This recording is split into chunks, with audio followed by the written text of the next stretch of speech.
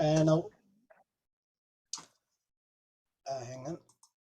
And I'll call out the names in the order they're here. Margaret,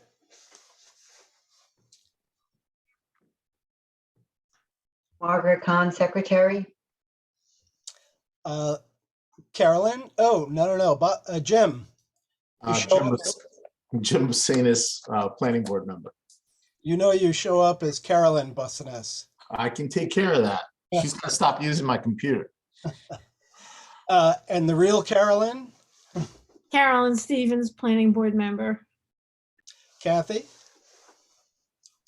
Kathy Zelantis, planning board attorney. Valerie, Valerie Menastra, planning board consultant. Dan, Nancy Arcia, consulting engineer of the planning board. Donna, Donna Sharrett, planning board member. Jesus, Jesus Lopez, planning board member. Sandy, Sandy Anelli, secretary, planning board. and I'm Gareth Huffam, chair of the planning board. Welcome. So tonight, the first application we have is Borrego Solar Energy Storage Facility. And do we have a representative for this project? Hey, yeah, Greg Gibbons is here. Hey there. Hi, Greg. Hey, Gareth, how are you? Good, thanks. So, Kathy, I believe we need to open up a public hearing. Is that right?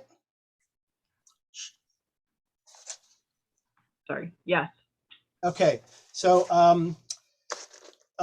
we'll open the public hearing first, and then Greg will ask you to give us an update on your project. Can I have a motion to open the public hearing? So move. I'll second. And Jim, how do you vote? Yes.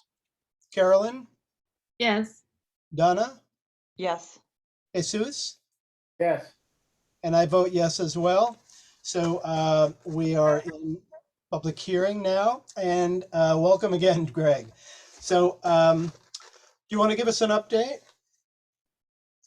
Sure. We came back to the planning board because we did have a minor site plan adjustment or a couple site plan changes that the board hadn't reviewed. We did incrementally increase our fenced limits about 10% from 6,500 square feet to 7,400 square feet. This was to allow for future augmentation of the battery storage system, which hadn't been accounted for previously. Augmentation essentially is when the batteries get less, when they don't charge up quite as high as they used to. Obviously, you experience that with your cell phone over time. You need to add some more batteries to keep the same amount of power supply going out as what Con Ed will need in their future state. So we added a little bit more pad area for that.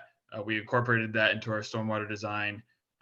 In general, the fenced area is almost exactly the same. It's just a slight modification in the front of it. 3 of the sides are exactly the same. We did also finalize or nearly finalize our stormwater design. Sent a revised SWIP to Dan Ciarcia and had a conversation with him yesterday. I think we're on the same page as far as the stormwater design goes. The stormwater design did increase our disturbed area from the originally permitted site, which we had at about a ½ acre of disturbance. Now it's up to 0.92 acres of disturbance. And that was to capture the additional runoff that was created by the road and the pad, and also not impact the archaeologically sensitive area, which is kind of beneath our site and to the northwest of our site. So we, in combination of, keeping to the requirements of the DEC for stormwater control and from SHPO for the archaeologically sensitive area, it made that area a little bit bigger than we had expected. In general, it's going to look relatively the same. There's going to be about a 1.5 foot berm that it goes along the site to to keep the stormwater in control during storm events. But there will also be landscape planting along that berm, and which was discussed at the planning board last meeting. And let me just double check here. I think I did get a memo from Valerie stating that we'd kind of satisfied the seeker updates, which we had updated, provided a revised seeker form. We satisfied the SHPO requirements. That's something I didn't talk about. SHPO did give us feedback that we did satisfy all of their requirements with this latest design, and they were comfortable with that. We sent all that documentation along, and I think that's just about it. Oh yeah, the stormwater permit, which we did discuss last meeting, was just for installation of a couple trees within the 100-foot buffer to the river. And as Valerie noted in her memo, the river elevation is 60 foot below where our system is. The trees, the two trees that are actually encroaching within that 100-foot buffer are, in fact, not going to impact the wetland. It's a unique case in that the 100-foot horizontal buffer is actually quite a bit farther than 100 feet if you take in horizontal and vertical.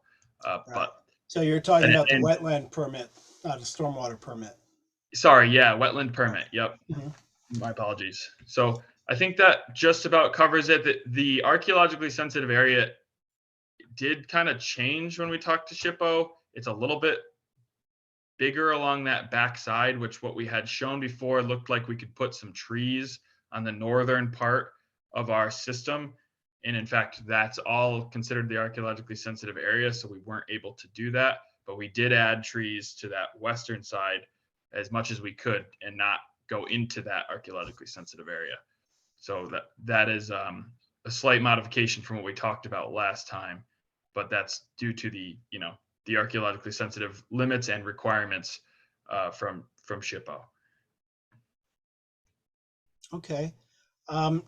Have any comments from consultants?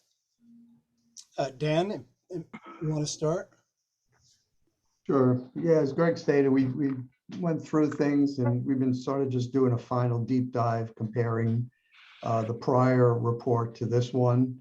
As a result of the SHPO requirements and I guess the extension to the pad, and just jump in, Greg, if I'm misstating anything. But so the pond configuration got different. Looks like they're doing a better job of attenuating the 100-year storm. And I guess as far as the plan goes, I just had one comment that needs a little clarification. We sort of have two details. You have I guess your generic pad detail that shows the pad sitting on crushed stone and shows a drain in the pad. And then there's this other detail, which I guess really was the response to the SHPO comments to raise the pad up and put the gabion wall around it, and there's some type of other aggregate on there. So the reason I'm drilling in on that is just a question as to whether those drains on the pad are still there, and whether that in any way, not that you've considered it, but if that in any way further mitigates the stormwater impact. Yeah, I see what you're saying here. The typical equipment pad section is actually typical if it was right at existing grade flat.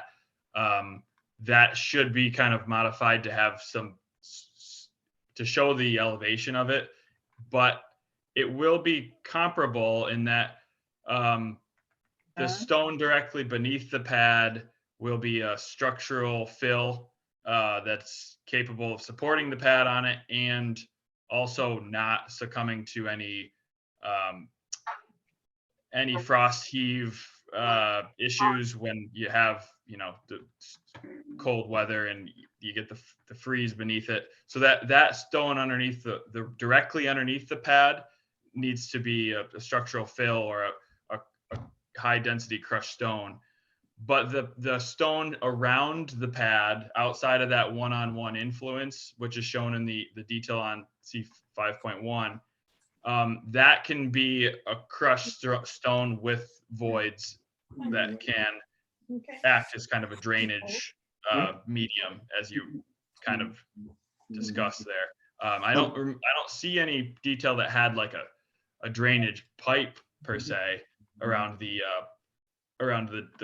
I thought equipment I pad. saw something there on your typical, not a drainage pipe, but like an inlet. The inlet, we have an outlet pipe for the stormwater area, a 12-inch outlet pipe, but that's not anywhere near the actual equipment pad area. I'm speaking to the, oh, I'm sorry, that's the conduit through the pad. Oh, that's maybe from the Okay, typical I trench. know. Yeah. It's your conduit penetration in the pad. Yep. Yeah. The conduits will go down through the pad and out, up the road. But going back to that detail, the way it's sort of depicted with the crushed stone beyond the pad, you're saying you would be doing that? Yes. Yes. That would be depicted in that area outside the one-on-one on the elevated equipment pad section. Correct. All right, so we're getting a little bonus stormwater management there. Yep, and I actually added an excerpt in the SWIP about that to say that the water will infiltrate through that before heading, through the gabions and into the actual stormwater detention area. So it does, But yeah, it is. But it's good. not tabulated in the volume of the pond that was modeled. No, it's not. Nope. Okay, all right, so my characterizing it as the bonus is accurate. Yes. Okay. Yep. All right. Otherwise, I think we'll just do a final deep dive on this to prepare the SWIP acceptance. Maybe I might have a couple more questions for Greg offline, but I think we're there with this project. Okay, great. Valerie? Yeah, so as Greg mentioned, they did provide additional information on the seeker and in comparisons in an updated and full environmental assessment form. And so based upon what is being proposed in the prior project, I don't foresee any additional or any significant adverse impacts as a result of this particular project, nor do I see any thresholds in which the original negative declaration was defined is being exceeded as a result of this potential, as a result of the site plan amendment that's being proposed. Also, I just wanted to highlight something to the board in general. I know the wetlands permit was specifically requested by this board in order to add those a couple additional trees. As part of the wetlands permit approval process, technically this has to go to the Environmental Advisory Council for their review of the project. So I didn't see anything in the code that allows for that waiver or a waiver from getting EAC input. So I thought maybe this board might want to try to expedite that review with the EAC or specifically request, or maybe a request come from you, Gareth, that this is the situation we're asking for, a very quick, review of these two trees that are being proposed in the buffer area. So this way that if the board likes the site plan amendment and wants to move forward with an adoption of the resolution, that next meeting we can have both the EAC referral and the resolution adopted. Okay, I have one question. So Greg, you mentioned that the additional trees we wanted to put on the east side is no longer possible. Is that right? Yeah, that's a good point. Well, that's what I wanted to bring up, and I can share my screen here. So to show okay, you. because So- that might it might make it unnecessary to get the wetlands permit. Then I don't know. Yeah, that's kind of what I was going to say. Right now, what we had our consultant do, you can kind of see well, here's their plan. Oh no, sorry, this is not their plan. Here is what we have shown. This dashed line is the wetlands buffer. We have like half a tree shown over it and one small shrub right now, and then the fence that was requested to contain the trees. I didn't add that. We added the fence. I would much prefer to just remove this one shrub and shift this tree over within the area that we have. You can kind of see in this plan with the grading, like we tried to just stick a little bit more trees over here, but where you wanted the trees up in this area, the wetland or the archaeologically sensitive area actually extends like all the way up and around. So adding trees in here, which was discussed, and in here wasn't a possibility. So, right, the only thing that we had added in that buffer, originally I had a consultant add trees into here, and then we had to change that. So the only thing would be adding these two small trees, which we could then, we could move them down here. We could move them anywhere and keep the same amount of trees. We could put them here. I'd prefer to remove them from this location and not have to go through, not need any sort of wetland permit, which was their original intent, which we, tried very hard to not need, if that's, acceptable. What do you think about that, Valerie? I'm sorry if I had interrupted you before. No, I mean, I think that's fine. If we can, move in that direction, I think that would avoid having to have the Environment Advisory Council weigh in. Okay. Kathy, do you have anything on this one? I have nothing to add. I was going to raise the same point that Valerie already did, that, you had to wait input from the EAC. So if we can avoid implicating the wetlands permit, that takes that issue off the table. Okay. Comments from the board? So I would definitely agree with moving those shrubs. I think that's reasonable. And I think you guys did a really great job with all of that planning and avoiding everything that you were supposed to avoid. And I think you've gone above and beyond. So I'm okay with it. And thanks for all of that. I did have just one comment on the landscape mitigation plan on the diagrams where it says typical evergreen tree planting and typical deciduous tree planting and typical shrub planting. Yeah. So when you look at that typical evergreen planting, see how it says the root balls going right on the undisturbed subgrade? Yeah. They should all be that way. Oh, okay.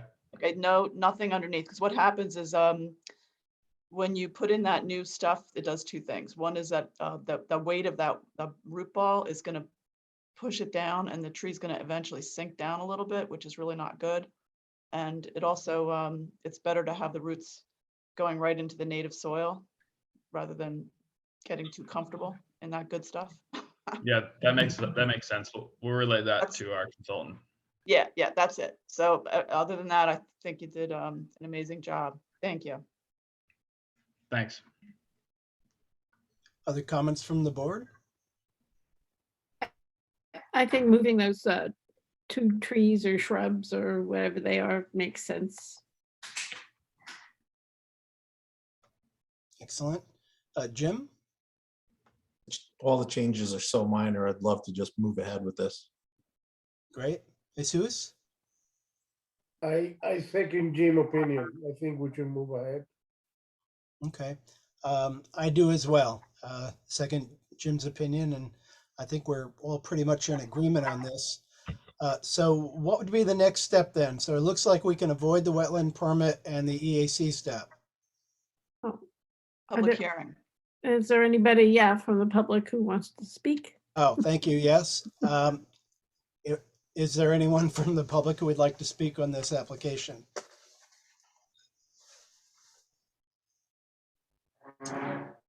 Hearing none. Sandy, is there anybody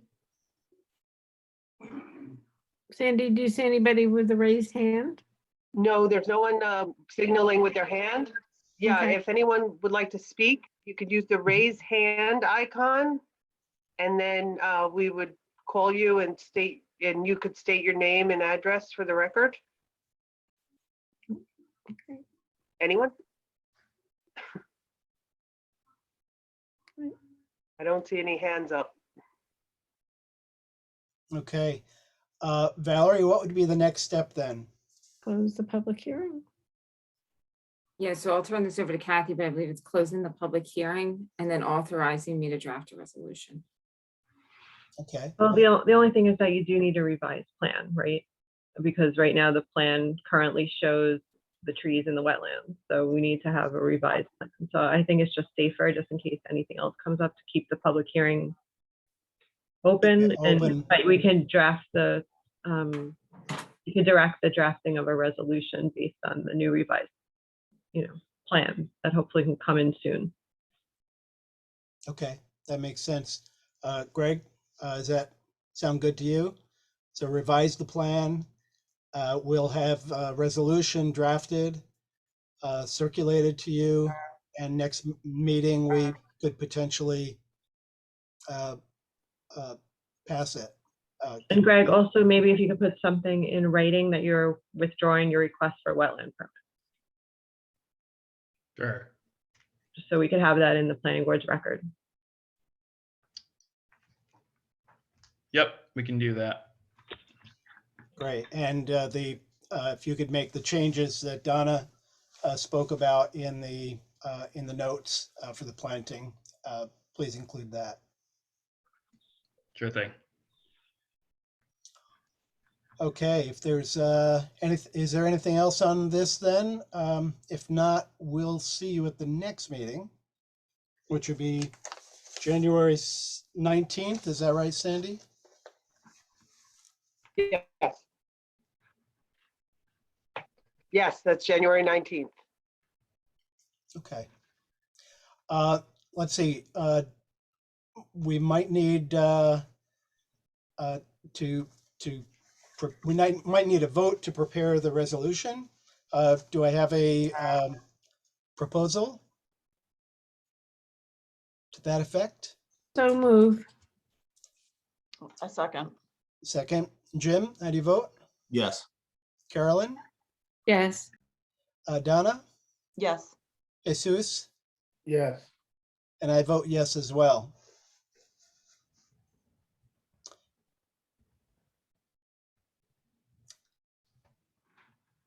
And if there's nothing else on that, do we have anything else, Kathy or Valerie, on that, or are we good to go?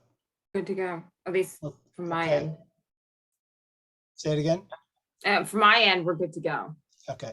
So thank you very much, Greg, and we look forward to seeing you on January 19th. Have a good Thank you. holiday. Thanks, Yeah, you too. have a good holiday. Thank you. Bye. So the next item on the agenda is 83 Somerstown Road, wetland fill and grade permit review. This is Rose Lodge. I guess that's the name of the property. Who will be speaking on this? Barry. Barry Tarek, I'm the architect. Okay. And also Jay Samuelson is the civil engineer on the project. He's on too. Okay. So you want to give us a little bit of this is the first time you've been before the board, but work has already taken place. We understand that it is problematic, was done without permits. And I think it would benefit us if you could just give us a little history of what's been done so far and give us the background. Yeah, I think that makes sense. Again, I'm Barry Tarek. I'm a New York State architect. Jay Samuelson is on with me, New York State civil engineer. I'm not used to starting these kinds of meetings or relationships with apologies, but and not by way of excuse either. but just to give you the history, before I was retained by the owner, there was a series of contractor slash handyman slash maintenance workers who were hired very casually by the owner. She was not there enough to monitor what was going on. She had several conversations with them over the course of a few weeks. You know, I wasn't there for this. Sounds like she was just saying, you know, in the future, we're going to do this. In the future, we're going to do that. And somehow, I don't know where the lack of communication happened, but somewhere, some of these guys, like lawn maintenance guys, decided that they were going to take it upon themselves to start enacting some of this work that she was describing. So what I do know, I don't know all the details. What I do know is obviously at least, I'll call them 2 groups of workers slash contractors have been through there, and obviously without permits and approvals and reviews, started basically converting part of the shoreline of the existing lake on the property into a kind of man-made beach.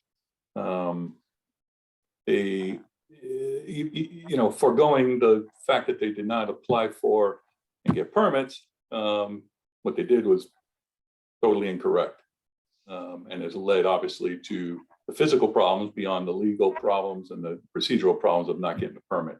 What they did was they essentially made, it's tough to tell exactly, they made about an 18-inch cut along the shoreline of the lake and brought in sand and dumped it on the property and walked away. They were summarily dismissed shortly thereafter. And another contractor was on the site doing some maintenance and interior maintenance and some property maintenance, supposedly low-level stuff.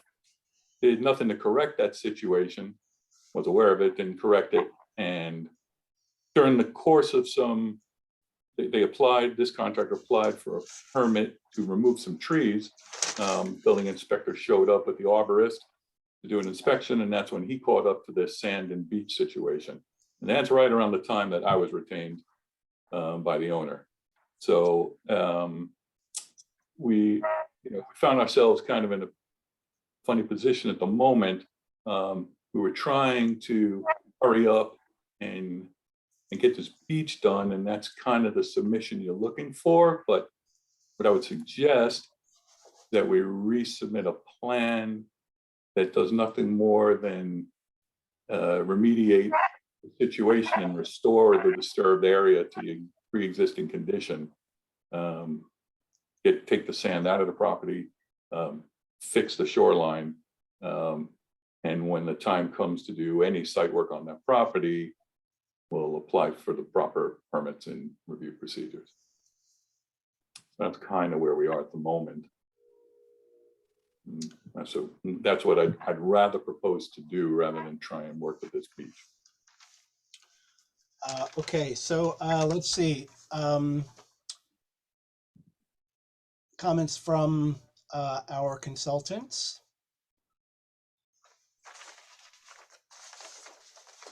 So I'll make mine brief because I'm sure Dan will have more to say on particular situation. But there is the information that we still need as the applicant just admitted to is extensive. We do have some questions, especially in terms of mitigation, not only just fixing the situation back to its natural state, but then also preventing future situations from occurring again. Also, the concern is for not only just the habitat along the shore or along the pond boundaries, but also in water as well. And I believe John Hamilton, the building inspector, had complaints and concerns from people downstream as well. So it's a little bit more extensive than just a simple restoration. So I think having somebody with expertise and background would be preferable in terms of the mitigation plan and restoration. But in terms of the erosion, sediment control and stormwater, I'll turn that over to Dan for him to talk a little bit about that. And we have your, Valerie, thank you for your memo. It was very good on this matter. I presume Barry and perhaps Jay, you saw the memo from Nelson Pope Voorhees? We did. Okay. Dan? Well, I guess given the nature of this application, it's really more restoration and mitigation kind of application. So I'll defer to others on what's appropriate mitigation. The only issue we would have is to just make sure while all this is going on, whatever mitigation takes place, that we have proper erosion controls in place for both the the restoration and mitigation. Are there other things the owner is looking to do here? Should we be kind of, while we're at it, kind of figure out what the program is? The answer to your question is yes, there are other things. What I'd like to do would be to kind of get all those summarized both in a narrative and depicted schematically on a site plan as an entire project, and come before the board and present that in, as an initial introduction into what it'll be, and we can start discussing and having comments right then and there. Yeah, I just want to make sure that, if there is a vision as to how the owner wants to improve the property, that the mitigation isn't contrary to that, and we can, deal with this phase of the project, and know what the overall scheme for improvements are, and Yeah, I perhaps even think- discuss the mitigation necessary for the future improvements. Yeah, I think we'd like to do that as an overall, and not do a piecemeal kind of presentation. That's not going to suit anybody.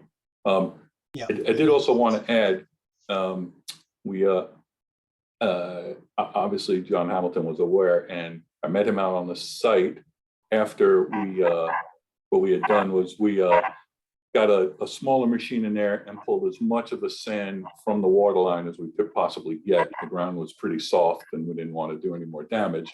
But we got the sand, as much of it, away and out of the water as we could.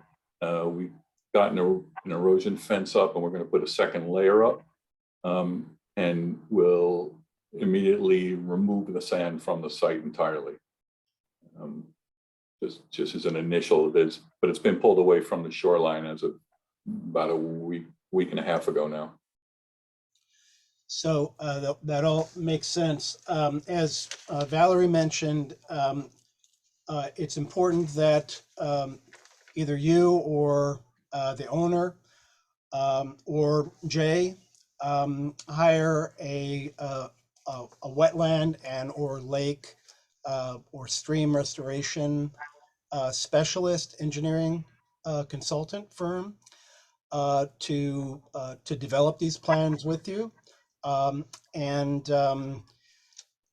We could make some, I have a few examples in mind of engineering firms that, have worked in the area before. We're happy to provide a few, 3 or 4 names to you if you would like. So just let us know if that would be useful to you. But we do want to insist that it be a specialty firm for aquatic restoration. I think we'd appreciate those references. Okay, we'll get Thank those to you. Okay. Other comments from the board?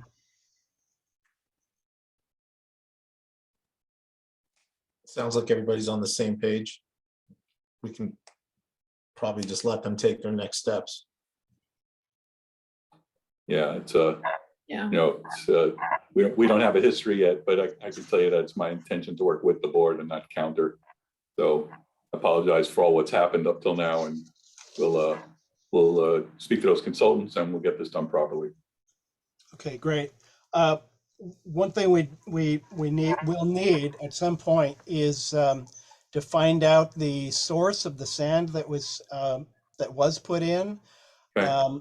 You know, it needs to be a certified source of clean sand, of course.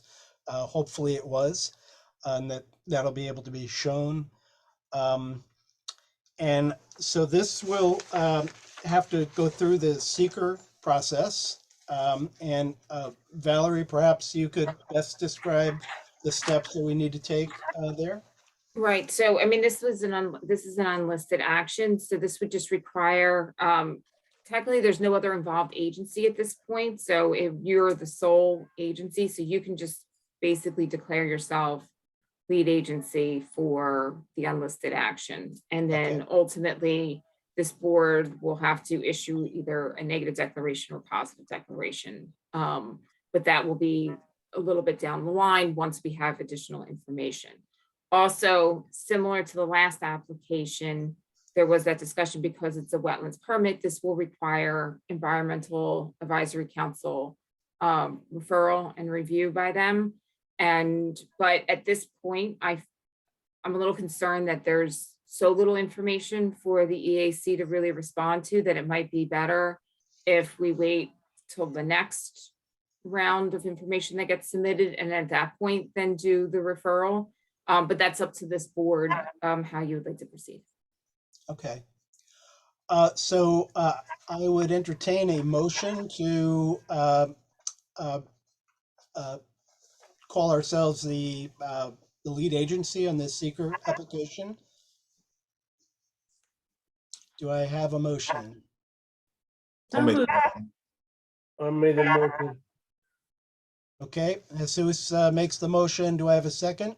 I'll second. Great. Jim, how do you vote? yes. Donna, Yes. Carolyn, Yes. and Jesus? Yes, Right, and I vote yes as well. So that motion carries. We are the lead agency in this. And we'll wait to make a designation, I think, until we see the plans. Is that what you would suggest, Valerie? Or do we want to just vote on it being an unlisted action now? So it definitely is an unlisted action. So as part of that, I would just say for the record, as part of that resolution is that you're acknowledging that's an unlisted action and you're declaring yourself the lead agency. Okay, all right, that sounds good. Does everybody understand that that modification to the motion? So that was implicit in the motion that we carried. Okay, good. So I think we are all on the same page then. And Barry and Jade, you know, go ahead, Barry. Well, I just wanted to make sure that the board was okay that we do that work and pull the sand off the site, or if that required a permit at this point or anything like that. And if there was anything else the board wanted us to do during the time that we're going to spend gathering the information. So if John Hamilton directed you to stabilize the site the way you described, then that's good. I would, if it's stable, I would suggest not doing anything more until we have an approved plan. Okay, the only thing we're going to do, which hopefully will still occur in the northern hemisphere, is we're hoping the temperature drops a little so the ground will firm up a little bit before we start trying to put some machines over there again. So that would be the only possible delay in getting this done. Okay. Take a few weeks. Yeah, hopefully it should be happening soon. So It's going to be 57, I think, tomorrow. that's what I heard. I That's can't safe. believe it. Wow. Yeah, get ready for flowering trees. Oh boy. Not So funny, actually. are we planning on stockpiling the sand on site or taking it somewhere? Yeah, we're going to find the right place to take it off site.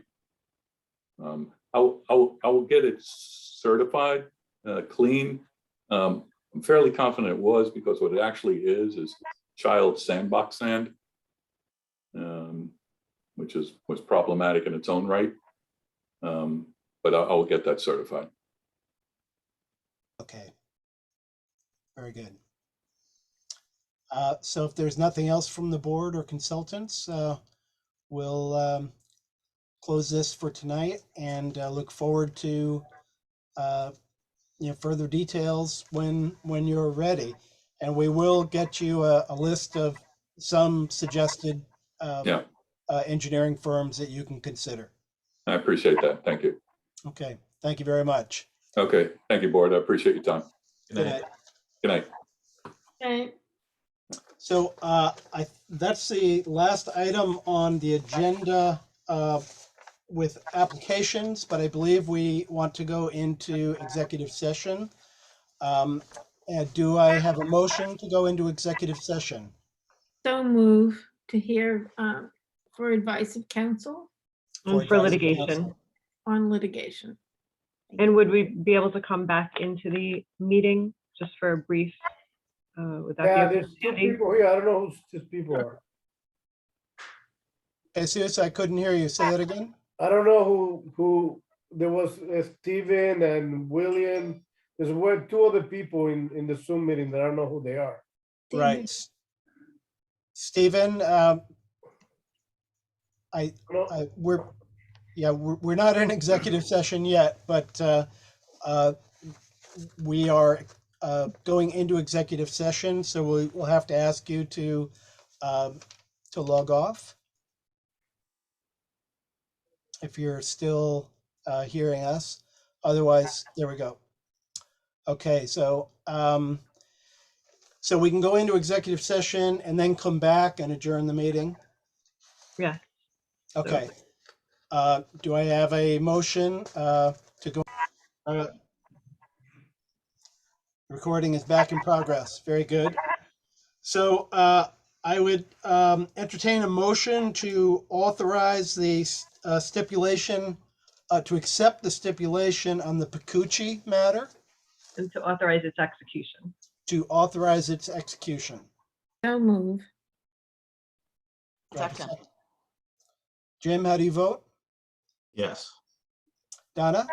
Yes. Carolyn? Yes. Jesus? yes. And I vote yes as well.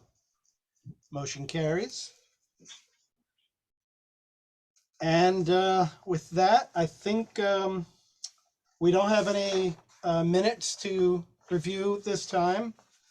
Are there any other matters that are before us tonight that I'm not aware of? Looking for the agenda. Want to wish everybody Merry Christmas and a happy, healthy New Year and happy Hanukkah or anything else anybody celebrates. Winter solstice. Excellent. And solstice. There you go. Yeah, the way I think of winter solstice is once we get to that point, the daylight Days hours get longer, yeah. Yes. Exactly. It's only like 3 seconds the first day. So, Right. and it's a little slow going, but then it starts speeding up, which is really Yeah. great. But I'll take every second. That's the 21st, right? That's it. That's the 21st, right? Yeah. Yeah. I think so, yeah. What about Festivus? Do you remember Festivus? For the rest of us, Yeah. Exactly. All right, well, and I also, wish you all happy holidays of every sort. And stay look healthy, forward- everybody. Yeah. Stay Stay healthy. healthy, yeah. And just so everybody knows, the word is that the governor will be extending the. Oh, thank God. Okay. I Yeah. figured as much. Yeah. Well, I good. have a relative who's fully vaccinated and boosted and just was in the hospital getting, she's got COVID, really sick, Wow. and she's just got her what do you call it, monoclonal things. and Monoclonal she's feeling antibodies. better, Been but I mean, there. she was fully Oh, really, vaccinated. Dan? Wow. Yeah. You had Well, COVID? I have Yeah. I have a good friend who is my age, 65, fully vaccinated and boosted, and he now has COVID. Yeah. But he's in the second week of it, and he's starting to feel better. Yeah, I think that Omicron variant is not working so well against the vaccines are not working so well against. Yeah, we'll the just have to Omicron keep zooming. really spreads out very, very fast, and is daily. It's not daily, but it's bad. It's Yeah. really bad. Yeah, so hopefully everyone will be very careful. They don't want to close the economy again, but No. that's why they try to keep it like that, like it's not a big deal, but it is. Right. And if you do get it, don't be afraid to ask for monoclonal antibodies. Yeah. Right. That's what my. Works for me. It Oh, worked. you- Oh, you had it? Oh, you got it, huh? I had COVID last winter. Oh, Wow. We're still recording actually, but Okay. before we get too deep into medical history. Wow. Um, Well, We have to sign the HIPAA release. glad that worked out. Phew. Okay, well, All right. I will entertain a motion to close the planning board meeting, to adjourn. Okay. So move. Second, Second. Jim? Yes. Donna? yes. Jesus? Yes, sir. Carolyn? Yes. And I vote yes as well. So we'll see you all next year. Yeah. And Holidays Sure, ahead. everybody. enjoy. Holidays, guys, in Bye, January. guys. Thank Take you. care. Good night. Good night. Happy New Year. Bye. Happy New Year. Bye-bye.